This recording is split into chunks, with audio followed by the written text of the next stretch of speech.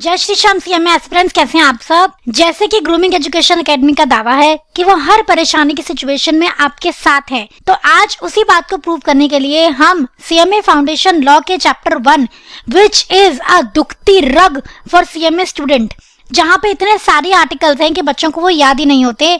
आज हम उन्हीं को डिस्कस करेंगे, आपको एक एक आर्टिकल समझाएंगे ताकि आपका ये चैप्टर इजीली प्रिपेयर हो जाए एंड आप अपना अपकमिंग अटेम्प्ट में सीएमए फाउंडेशन क्लियर कर लो।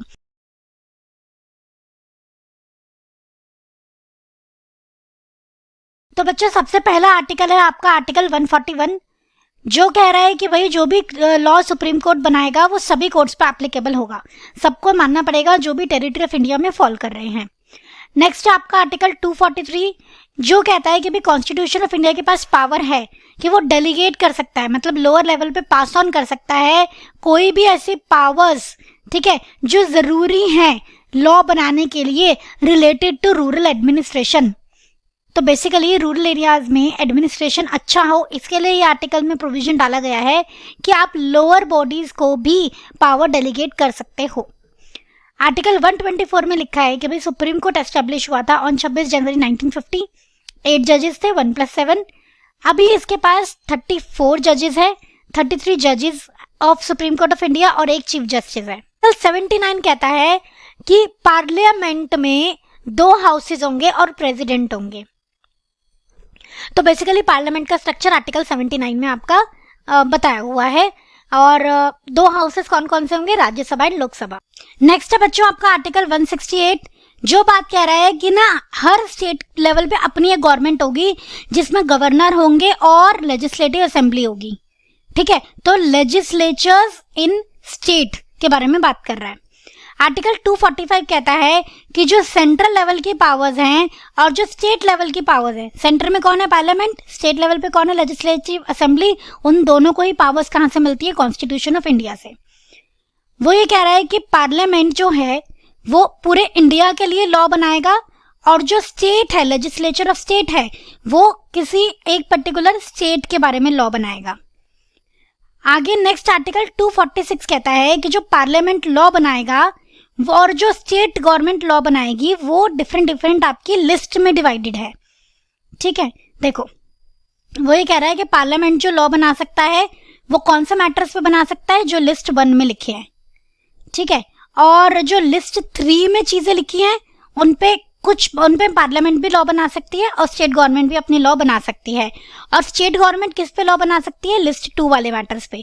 तो बेसिकली लिस्ट 1 वाले मैटर्स पे सिर्फ पार्लियामेंट में लॉ बन सकता है, लिस्ट 2 वाले मैटर्स पे स्टेट गवर्नमेंट लॉ बना सकती है, और लिस्ट 3 वाले मैटर्स पे दोनों अपने अपने लॉज बना सकते हैं, ठीक है। तो इसे बोलते हैं हम यूनियन लिस्ट, इसे बोलते हैं हम स्टेट लिस्ट, और इसे हम बोलते हैं कॉन्करेंट लिस्ट। क्लियर बच्चों?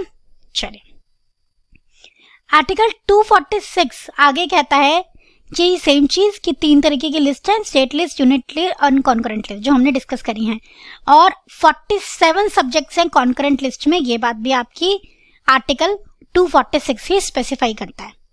बच्चों, बिफोर मूविंग फर्दर एक क्विक अपडेट आपके लिए। ग्रूमिंग एजुकेशन एकेडमी ने अपने मैथ्स, स्टैट्स और इकोनॉमिक्स और बिजनेस मैनेजमेंट की कोर्सेज आप इन्हें एक्सेस कर सकते हो at a very affordable rates. Link आपको डिस्क्रिप्शन बॉक्स में मिल जाएगा। कंप्लीट पैकेज रहने वाला है, आपकी रिकॉर्डेड क्लासेस भी होंगी, आप डाउट लिख के भी पूछ सकते हो टीचर्स से, 1-to-1 जूम सेशंस में भी पूछ सकते हो। तो ओवरऑल आपको सब कुछ मिलने वाला है at a very reasonable price, ठीक है बच्चों। नेक्स्ट हम बात करते हैं आर्टिकल 254 के बारे में। वो ये कह रहा है कि अगर इनकंसिस्टेंसी होगी between the laws made by parliament and state, अब एक कॉन्करेंट लिस्ट के जो मैटर है उस पर तो पार्लियामेंट भी लॉ बना सकती है, स्टेट गवर्नमेंट भी, तो अगर इनके बीच में इनकंसिस्टेंसी है, मतलब दोनों अलग अलग बात कह रहे हैं, तो किसकी बात मानी जाएगी, ये बात लिखी है 254 आर्टिकल में, राइट। नेक्स्ट है बच्चों आपका आर्टिकल 107। आर्टिकल 107 आपका कहता है कि जो बिल इंट्रोड्यूस होंगे और पास होंगे वो कैसे होंगे, ठीक है। और इसी के आगे हम बात करेंगे कि आर्टिकल 109 कहता है कि जो मनी बिल है वो राज्यसभा में मतलब इंट्रोड्यूस नहीं होगा। राज्यसभा को काउंसिल ऑफ स्टेट्स भी बोलते हैं, ठीक है। चलिए जी, और 117 आपका फाइनेंशियल बिल्स के बारे में बात कर रहा है, आपको इतनी इंफॉर्मेशन जाननी है। आर्टिकल 123 जो है वो प्रेसिडेंट को पावर देता है कि ऑर्डिनेंसेस पास कर सके। ऑर्डिनेंसेस क्या होते हैं? इमरजेंसी सिचुएशन में प्रेसिडेंट साहब की साइन से ही लॉ पास हो जाता है एंड वो इतने टाइम में चलता है जितने टाइम के लिए वो जस्ट पास हुआ है।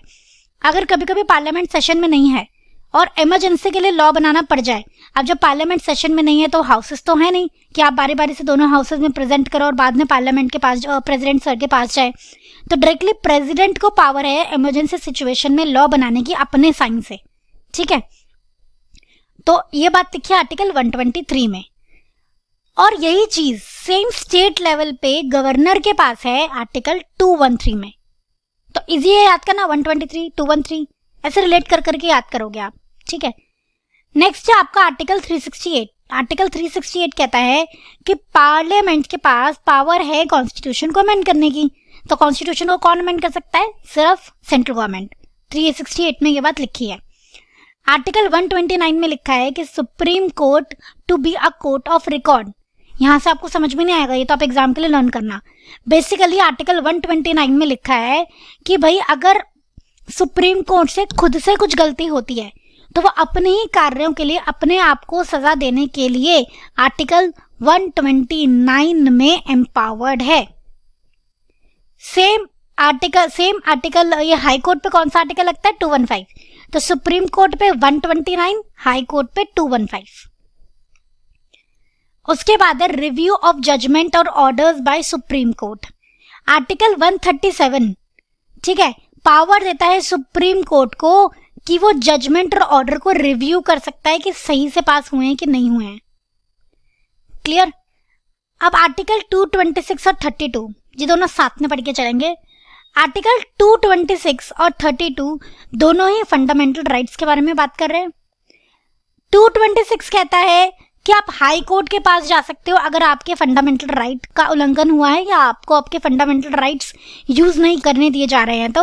और आर्टिकल 32 कहता है कि आप डायरेक्टली सुप्रीम कोर्ट के पास भी जा सकते हो अगर आपके फंडामेंटल राइट्स का ब्रीच हुआ है तो।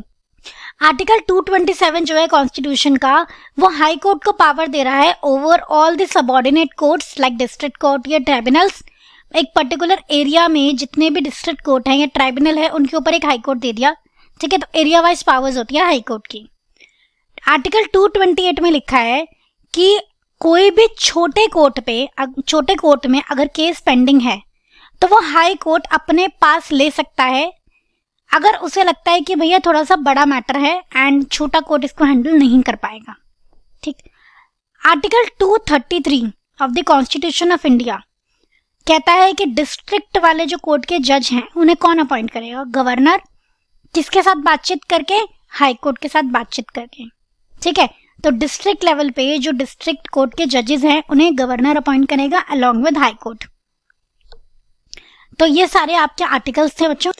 अब बात आई है उस टिप की जिसका आप लोग वेट कर रहे थे। ये आर्टिकल्स का तो लिस्ट आप वेट कर ही रहे थे क्योंकि जब आपको ये ऐसे मिल जाएगा लिस्ट के फॉर्म में तो इसको याद करना बहुत इजी हो जाएगा।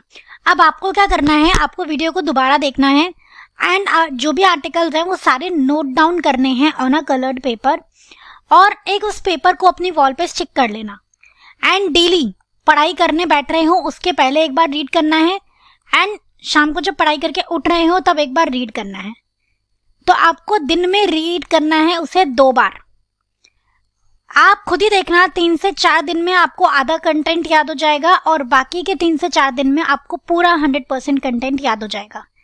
तो इस तरीके से आपको बर्डन भी नहीं पड़ेगा एंड आपके चैप्टर भी तैयार हो जाएगा। ऐसे आपको करना है, मैंने भी ऐसे ही पढ़ाई करी है, फुल प्रूफ तरीका है, बिल्कुल भी फेल नहीं होता। तो बच्चों आई होप ये सेशन आपको यूजफुल लगा होगा, टिप यूजफुल लगी होगी। फटाफट से इसको फ्रेंड के साथ शेयर कर दो ताकि वो भी इसका बेनिफिट ले पाए। आज का सेशन हम यहीं एंड करते हैं, मिलते हैं नेक्स्ट सेशन में। थैंक यू सो मच बच्चों, जय श्री श्याम।